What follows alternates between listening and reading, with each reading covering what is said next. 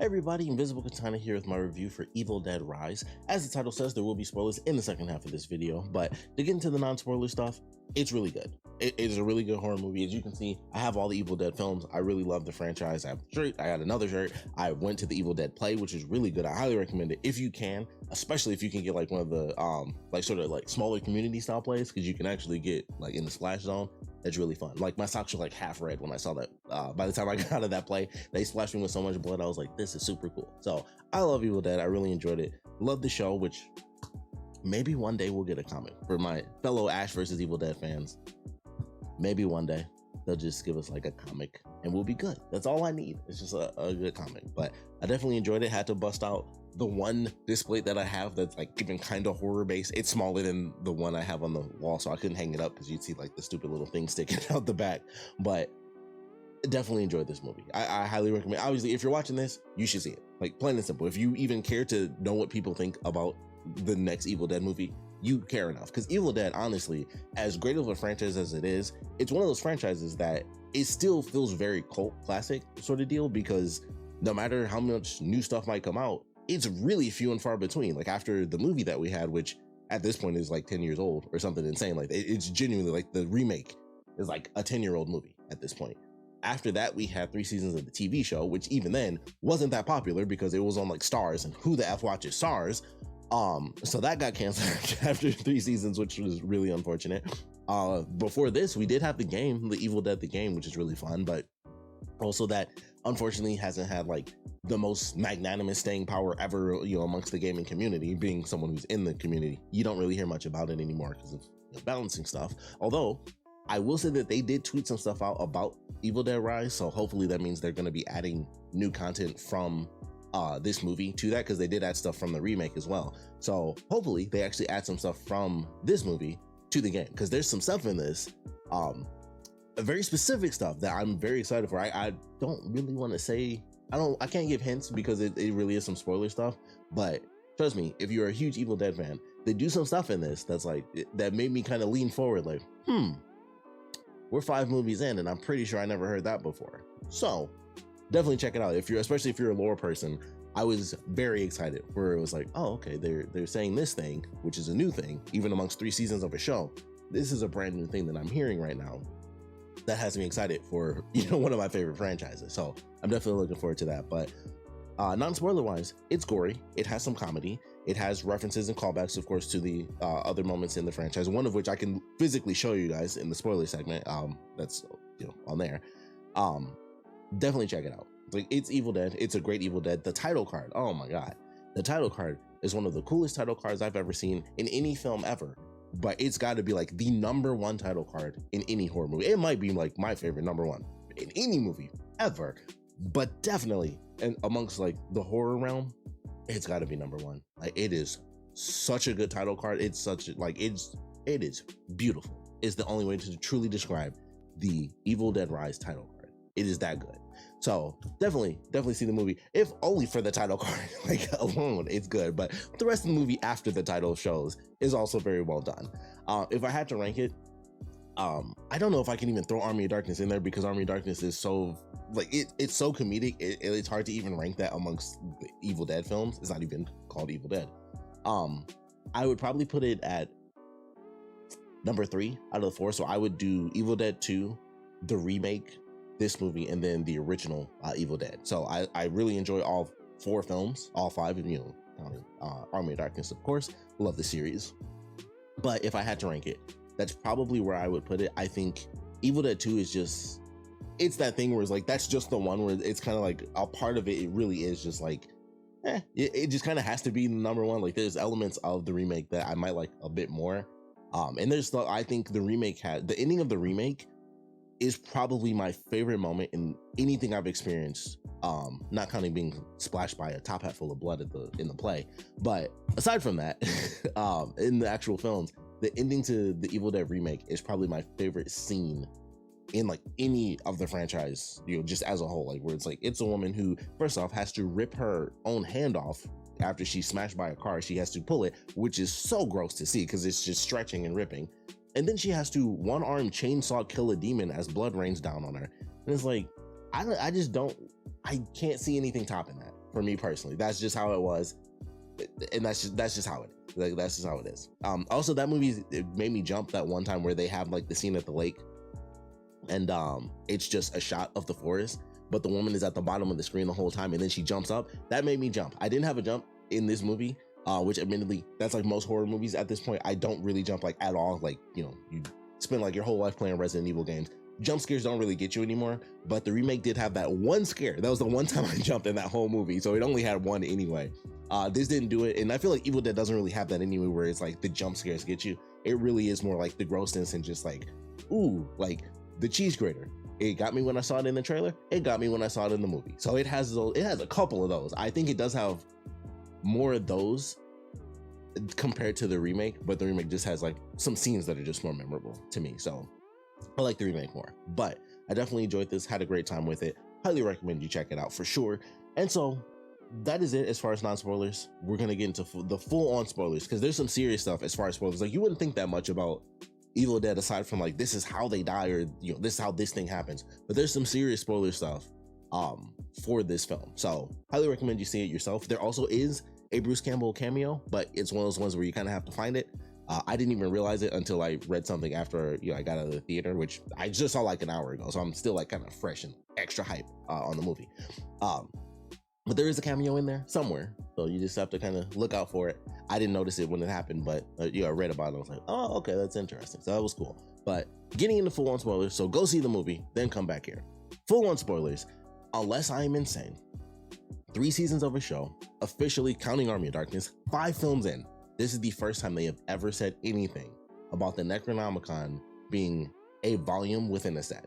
Unless I am absolutely crazy, this is the first time they were ever like, it's, you know, one of 3 volumes of the Book of the Dead. And that blew my mind. Like, I literally like sat up, I was like, that's lore. That is new lore for Evil Dead. It has been the Necronomicon, deadites, and that's it. That's it, those 2 things. And they've made a buttload of amazing experiences for me. And now they're like, yep, there's something different. Because I'm like, all right, well, wherever this happens, I'm like, all right, we have Evil Dead 1 and 2. I assume that this is just, I mean, it's whatever. It could be within the realm of the remake franchise or the original. But it's like, all right, we have Evil Dead 1 and 2. The movie kicks off. It's like, all right, are they, you know, they're kind of out in the woods. But of course, even when the trailer first came out, I think, you know, my big concern was like, well, how is this movie going to work when it's so separate? It doesn't have Ash. It doesn't have the cabin. It's not like the remake where it's the same location, just redone. It's not Ash versus Evil Dead where it's the main character of the franchise just in new locations. It's just new. Like, it is so separate. Like, it just has deadites and that's it. So how does this work? And starting off, we do get the crazy triangle cabin. Like, even that sequence just looked weird where it was like just a perfect triangle cabin, but everything around it looks super warped. Like, the way it looked, like, I think that's just how it looked, but like even the trees looked like they were curving in. And I was like, I don't know if that's real or if that's, I couldn't tell when I was watching. I was like, I can't tell if that's like actually how that looks, or they just made it look that way. Cause I'm like, that looks really weird. Where it's like the cabin's right in the middle and then everything around it just looked like it was like reaching in, which I feel like it was probably an artistic choice, but either way, it looked really weird. And I was like, that just doesn't look natural. So I love the way they did that. The opening was really good. You know, they start off with the classic shadow, you know, flying through the forest and stuff. And then it turns out that it's, I was about to say a crane, a drone. And I was like, oh, that's cool. You know, using modern technology to kind of mess around with that, you know, natural shot that we always get. I was like, okay, that's pretty cool. Buttload of hints. This whole movie was littered with like, oh, here's this random thing. Like, oh, you know, if the thing hit you, it would just cut your face off. I was like, that's fascinating. When they, of course, get to the thing, they have like the earthquake and everything. And it's like, oh, that's interesting. They have like a wood chipper. That's crazy. Earthquake happens. The little thing pops open. I wonder if that's going to mean anything. They had, you know, the chainsaw. I thought the chainsaw was just a reference on the truck. And then there was actually one inside, which was super cool. I was like, oh, that's great. But they said so many things. The only thing that I think doesn't actually come back as a reference is the fact that the little girl was like, I don't like to get into water without looking underneath it. That was the one thing I think they kind of referenced where I was like, oh, that's definitely coming back. That doesn't come back. I thought they were going to do something with that where she would have to kind of look into the tub, or they could do anything where it could just be like the sink or whatever, and she might not even think about it, and then they actually make it more dangerous. I think that was the one thing where I was like, oh, that's definitely coming back. And it ends up not happening. So aside from that, everything has like a bit of a reference to it that, you know, reconnects later on. But I love the opening sequence where it was like, all right, we just got 3 people. She, of course, like, we already knew, like, if you're if you're watching Evil Dead, you already knew. It was like, you know what, you know, I gave her some drugs to get her off of, you know, whatever was happening with her. I was like, okay, so they're all dead. Like, she's already possessed, they're effed. And of course, cousin goes in, she's laying down, starts reading the book. It was a great way to do it, where she just starts saying what she's reading. I was like, that's actually pretty sick. And then rips her scalp off, and I was like, well, that is nuts. And then of course, she goes out, tackles the dude. He made the horrible, classic horror movie decision. I'm like, she came out, or, you know, her cousin came out, skull just ripped off, like her scalp is just gone. Like, it was insane. It looks even crazier when you actually see, like, in the trailer. I was like, oh, that's gonna look nuts. In the movie, when they show that junk actually peel back, I was like, that's intense. Like, the whole thing was just like, shh. So that was great. That was a great opening shot. But him going in and like trying to save her, I was like, man, she literally put these blades up to her face, which didn't do much. I thought it would cut her up more, but it was actually really simple. Just like a couple of little nicks is what it looked like. But of course, he jumps in the water, he gets killed, toss his head on the deck, head moves a little bit. I was like, I like the little twitch that they added there. And then the most spectacular title card ever shows, and I was like, that's just really good. I assumed she killed her cousin right after that, which is very unfortunate. Like, I was like, as soon as that guy went under, I was, you know, I was in horror movie mode. I was like, all she needs to do is just get away from this water as fast as she can. Just run back. Like, his head gets knocked on the deck, don't freak out by the water. Just get up and go. Just do what you can. But I'm sure she's dead now. Very unfortunate. But then they do one day earlier, and I was like, oh, I didn't expect that. I didn't think that's how they were gonna do it. I love the way they connected back at the very end of the movie. But I love how the movie, you know, it goes through, it's like, you know, one day earlier. And then they have a great setup for this too, where we have our main character. I suck at names, so the only person I remember is Cassie, who's like the little girl. I think Beth is the oldest daughter. I believe her name was Beth, if I'm not mistaken. That's probably not right. I'm horrible in names, so I'm gonna just be like, you know, the kid, the aunt, whatever. So we have our main character. She finds out she's pregnant, then she goes, you know, to visit the family and stuff. Then we find out how this whole apartment complex works. It's not just an old apartment complex that kind of looks creepy and this and that. It's like the whole place is literally being condemned. They even reference later, which I guess this was the second thing that didn't come back. They reference that, I think, floor 84, whatever floor that they had to get to the fire escape, is completely abandoned. I thought for sure they're gonna get on the fire escape and go down to that level, and it was just gonna be like pitch black or something crazy was gonna happen there. That, I think, was the only other thing. But it did let them get on the elevator and have a shining moment, and I was like, I was super happy with it. I was like, they got a shining moment in Evil Dead. I was like, whatever, like, who cares what's missing? So that was great. But every single little step of the way, it was like, okay, this whole place is gonna get shut down. Things are horrible. Like, that's how they're gonna be trapped. They have an earthquake, which ends up allowing them to basically destroy the stairs. And I was like, that's such a good idea, where it was like, the stairs are gone because of the earthquake that happened like 15 minutes ago. I was like, that's a really good way to do that. So I thought that was fantastic. Of course, the earthquake itself, aside from obviously opening up the wood chipper, puts a hole in the ground. That's how we get our second volume of the Necronomicon, which is just a me thing. I'm sure there are other people who are in my age range that thought the exact same thing. I saw this book, I'm not gonna lie, the first thing in my head was Harry Potter, because of the book that like opens up and like eats stuff. That was the first thing I thought of when I saw the teeth. I was like, this makes me think of Harry Potter. But I love how it looked. Of course, it nicks the blood off the boy. Blood drops on, instantly absorbs it, and naturally we get the classic thing. It's like, this thing looks really interesting. I don't think it looks that there's always, I think they did this in the remake too. It was the same thing. It was like, hey, look what I found. That looks like some crazy shit. Like, don't mess with that. Like, let's not do that, okay? And it's like, you got it. And then, of course, instead of just going through and reading it, he finds some records. He placed these records in that record where they have the priest talking to all the other priests, and the guy is like, hey, we shouldn't do this. It's called, you know, the Book of the Dead for a reason. That was Bruce Campbell. I did not realize that, but that's where he is in his cameo. So, of course, he's going through, playing the stuff, and then naturally gets to reading the words, and at least he tries. At least, and this was probably the one time we had the character be like, oh, hold on a second, this book is moving, this is kind of bad, let me stop this. So he hits stop, it doesn't work. He tries to pull the needle, it zaps him. I was like, okay, I can, at the very least, he totally killed all of them, but he actually tried to stop. He's the one person I feel realized he was making a mistake as he was making it, but the magic already took over and it was too late. And it's very unfortunate but that's just how it was. It was like, at least he tried. Sadly, he got everybody killed. And boy, oh boy, did they all die. I was very shocked by that. They killed off so many people. They killed off, well, technically 4 kids. I'm sure, you know, one of them was old enough to drive. Another was almost old enough to drive. They killed 4 kids. That's how I'm looking at it. Like, they killed 4 kids. One of them just straight up choked on his dad's eyeball. The other kid, they had to take him off screen, of course. She just ripped his arms off. I'm like, they just killed a kid in the hallway and just ripped his arms off. And then he's just sitting there in the corner. I'm like, they ripped this dude's arm off. The other kid choked after she bit the other guy's eye out. Shotgun older guy, who I thought for sure was Stephen Lang when he first showed up. I was like, did they get Stephen Lang just to do a cameo to reference I forgot the name of the movie, but like the movie where he's blind. But that was not him. I thought that was it when he first showed up. But killed the shotgun dude off screen, ripped the kid's arm off. The other kid chokes on the eyeball. The dude who had his eyeball eaten, he dies off in the hallway. And then they kill the oldest daughter by stabbing her straight through the head. And then she dies, I guess, a second time a little bit later. She's in the crazy morph thing.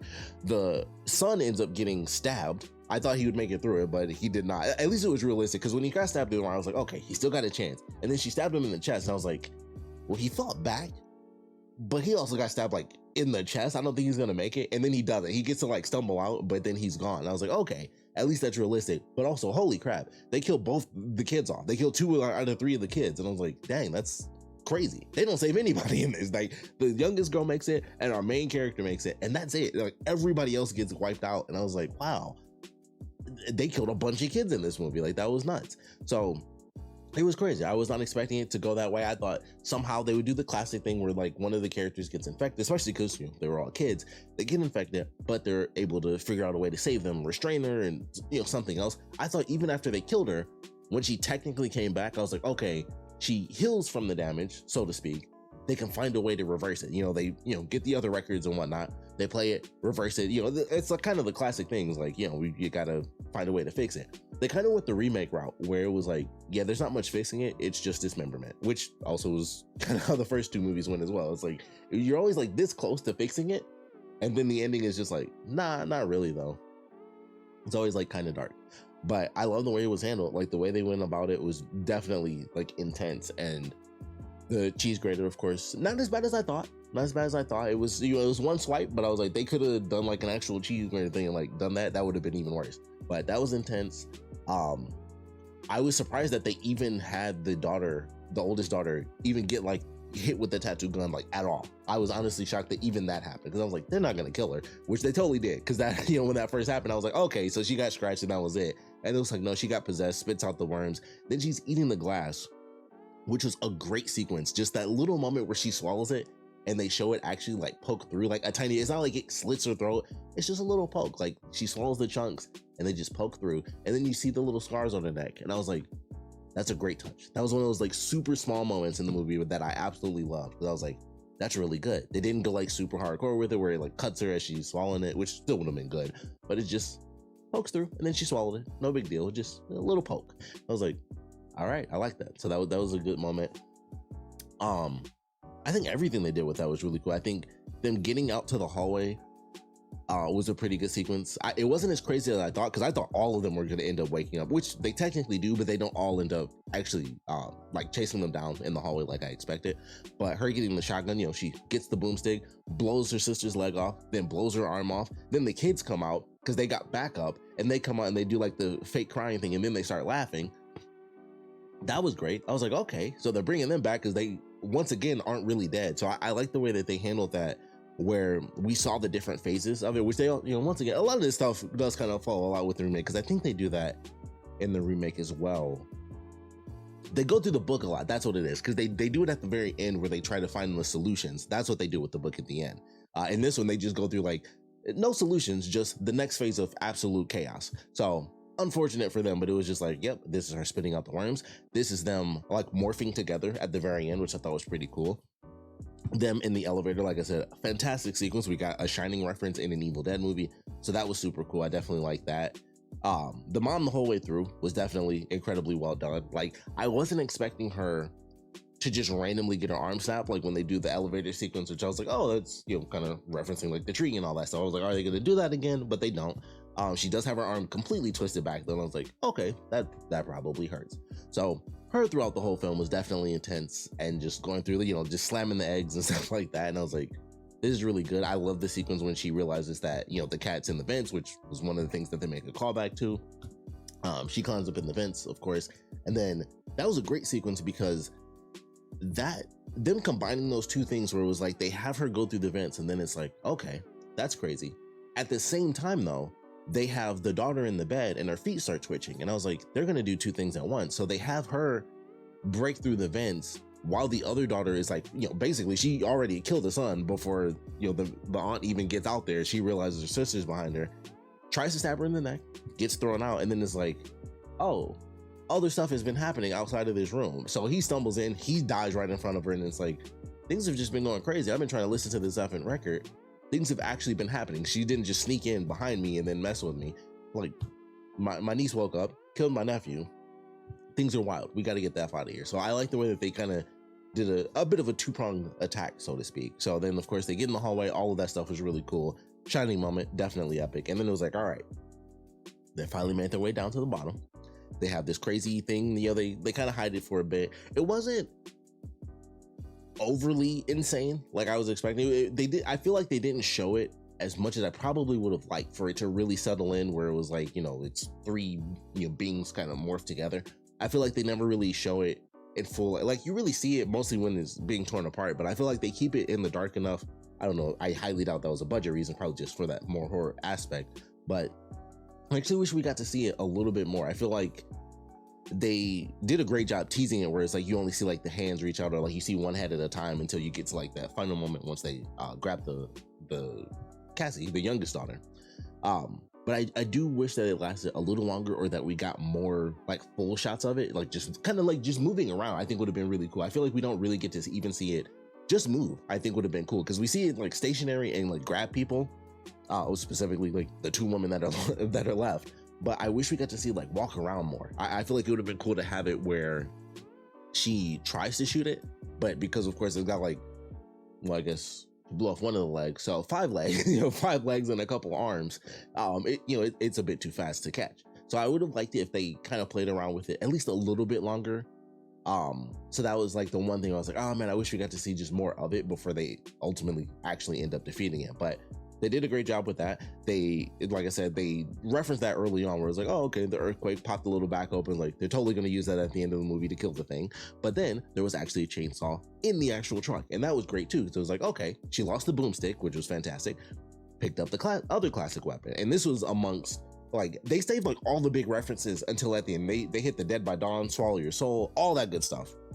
Saved it for like the last 30. And not even the last 30, it was like the last 15 really. And I was like, that's really cool. They saved like all the classic throwback references. It was like, here you go. It's right at the end. Once you make it all the way through, it's kind of like, just here's your little reward. It's Evil Dead. Here you go. So I thought that was great. And then they do an amazing shot after they do all the stuff with the wood chipper and everything, cut it all up and everything. Then you have the final shot, which I believe, there it is, right there.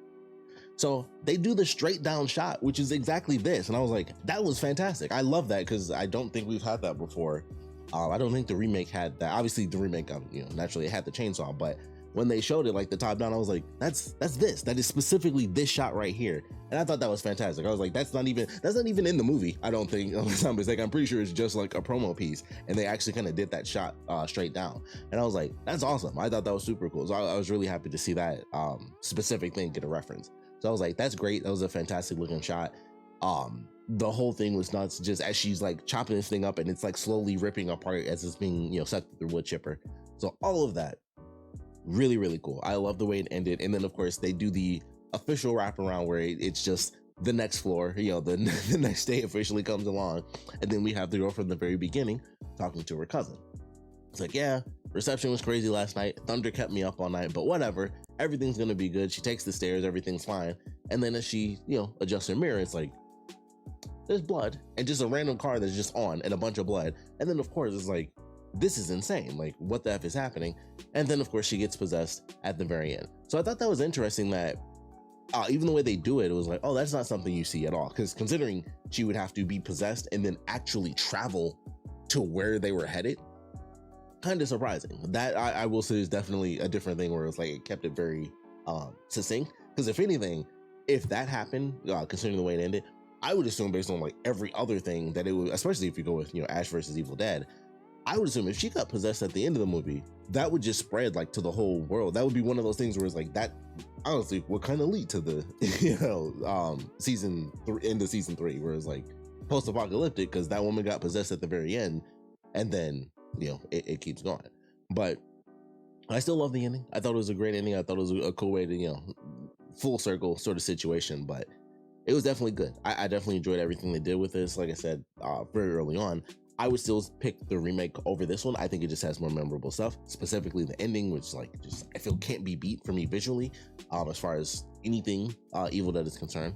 But I still definitely enjoy this movie. I like the characters and just, well, honestly, I just like the crazy situation that they're in. I can't really say that there was a specific character that I like. I think that was another thing. I never felt attached to any of the characters, even like the main character where it was like, oh, this is the woman who just found out she was pregnant. You know, she's like kind of a crappy sister and all this stuff.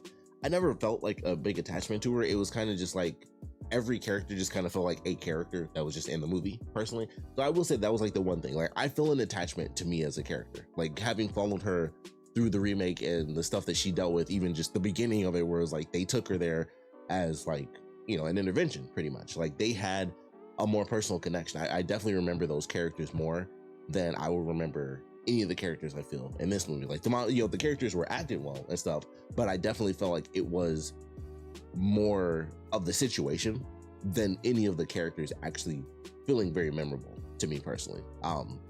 So I think that is one of the things that probably takes it down. Like it does, like I'm a huge lore person, so as much as they do all the classic Evil Dead stuff and they do give us extra lore, the self-contained story in itself, I don't really feel like I have a draw to any of the actual characters. And me not remembering their names is legit just because I'm horrible with names. Like I remember Mia because it's been 10 years. I should know her name by now.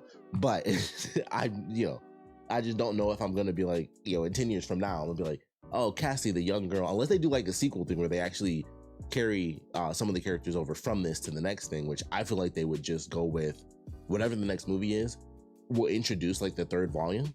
And I know Bruce Campbell said he would never come back.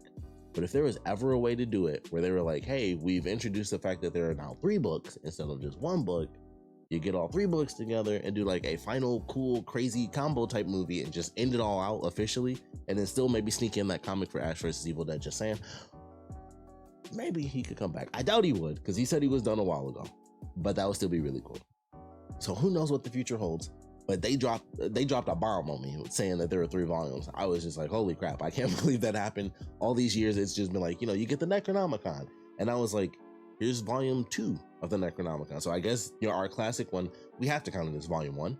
And so now we have volume 2, which has given us quite a few mutations, you know, little layers here and there, which I thought was pretty cool. And then of course the actual mutation at the end. And so now they can just do whatever crazy thing and be like, volume 3 is like the worst of the worst. So I don't know what they're gonna do, but I'm definitely excited. I'm looking forward to the future of Evil Dead. It's still gonna be weird, I think, outside of the cabin and outside of Ash. Like it's separate. You know, they had a cabin in here for sure, and I appreciated that. But it does still feel weird where it's like, oh, it's not the remake, so it's not like it's a familiar thing remade. It's not obviously Ash, so it still feels weird that it's Evil Dead, just so removed. It's not even the Necronomicon, it's another part of the Necronomicon, which once again, amazing. That made me super happy, but it still, well, it feels weird, feels different, but it is a Necronomicon, so still awesome. But I'm excited to see where they go for the future. I enjoyed this one for sure. I would love to see what they do next. I don't know if they would instantly go to the 3rd book and, you know, have that, you know, maybe we'll see what happens with that. Maybe it does do something slightly different. But there's just a lot to it. Like who knows? There's so many different things. I mean, the technical Necronomicon in the first one literally had Ash in it, where it showed like this is Ash from, you know, Army of Darkness when he's sent back in time. So there's a lot of elements to time travel. I mean, they introduce it at the end of the 2nd film, so like there's elements of time travel already within the franchise. Even the show touches on some time travel stuff as well, but that's a big part of it. Like there's a lot within Evil Dead aside from people just being possessed. So like they have time travel. Like magic is, I mean, it's demon magic, but there's good magic too. Like there's good magic, there's bad magic, there's all sorts of stuff that they can utilize in Evil Dead. Like I think for a lot of people on surface, it's like, oh, people get possessed. It's a possession horror movie type deal. It's like, there's a boatload of stuff in Evil Dead. There's time travel. There's, there's demon magic. There's having like your spirit in a necklace and looking into the sun at the end and it heals you type stuff. There's all sorts of crazy things. Like the games get super wild. Like, Ash being able to control his demons. Like there's all sorts of wild stuff that happens amongst like the full franchise of Evil Dead. They do a lot of weird stuff with that. So the movie could be like, the next movie could go really insane if they want to. There's a lot of potential there. So I'm looking forward to the future of the franchise. We'll love to know what you guys thought about this one, so please put your comments down in the comment section below. Let me know your favorite parts about it, your least favorite parts about it. Of course, 5 movies in, where does it rank? For me personally, I think I mentioned this in the non-spoiler segment, but it's hard to rank anything, with Army of Darkness in there, but I would rank this like just above the original Evil Dead. So it would still go 2, remake, Rise, and then the very first film. But I definitely had a good time with this. It was weird to see yet another Evil Dead movie. I wasn't as hyped because the last one was like the first time there was an Evil Dead movie in theaters for me personally. So it was a different type of hype. And although I'm pretty sure I probably wore this exact same shirt. This is like my go-to Evil Dead shirt. I'm pretty sure this is the shirt I wore when I saw that movie.